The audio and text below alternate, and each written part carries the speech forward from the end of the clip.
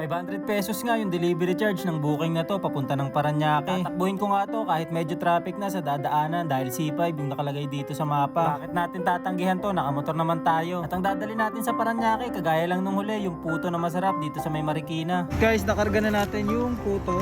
Ito siya. Meron tayo mga 27 kilometers na biyahe papunta ron. And hopefully by 8 AM kasi 6 AM ngayon sakto, makabalik na tayo dito sa Marikina. Bakbakin lang natin ito ng mabilis. Sayang eh.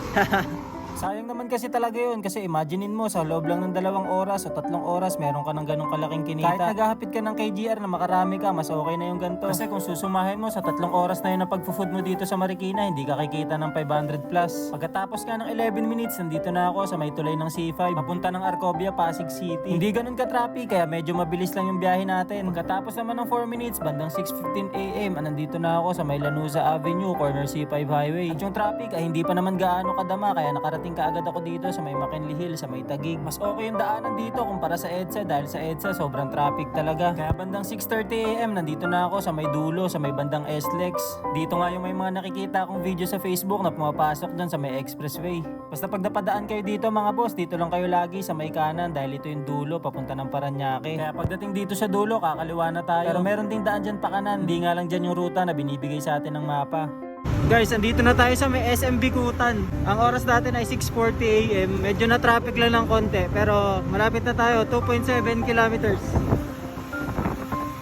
At nasa customer na tayo. Nagmamadali din kasi yung customer kaya binakbak na rin natin kahit pa paano. Hindi naman siya totaling bakbak kasi hindi naman naabot yung motor natin sa bakbak na bakbak talaga. Tsaka rush hour ngayon dahil umaga nga, papasok lahat. Parang pag may nakita lang tayo opportunity medyo bilisan, binibilisan natin ng konti. Para makabalik din tayo at maaga sa Marikina. Para magka-booking pa tayo ng Marikina. At tsaka magpa-planner na rin kasi. Kailangan din bumalik talaga. Sa loob nga na 1 oras na biyahe, nakarating na rin tayo dito sa may customer. Dito na tayo guys sa drop off natin. Tawagin na natin. Bali 980 na lang po yung kulang. May isa pa po. Thank you. Sukli pa 120. Okay. Thank you po. 511 nga yung pamasahe plus 20 pesos na tip.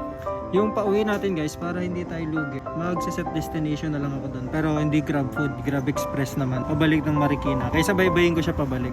Ganun na lang, para may kita pa rin tayo pauwi. Kaya yung ibang service ko dito sa may Grab ay pinatay ko muna at binuksan ko na lang muna yung Express para naman malayuan din yung biyahe. Tapos nag-set destination na lang ako papunta ng Marikina. Ibig sabihin, lahat ng daan papunta ron ay pwede akong pasukan ng booking. Mas okay sana kung Marikina na yung drop-off. Kaso nga lang itong pumasok sa atin sa Pasig lang. Pero okay na yun, at least meron tayong 150 tapos nasa Pasig na tayo magdadrop. Malapit na sa Marikina at pwede na rin baybayin kung sakali. Kung tutuusin, ngayon na lang ulit ako mag-e-express dahil sobrang tagal na nung huling express ko. Alright guys, na-pick up na natin yung parcel na ipapadala. Sapatos siya. And shout out to ma'am.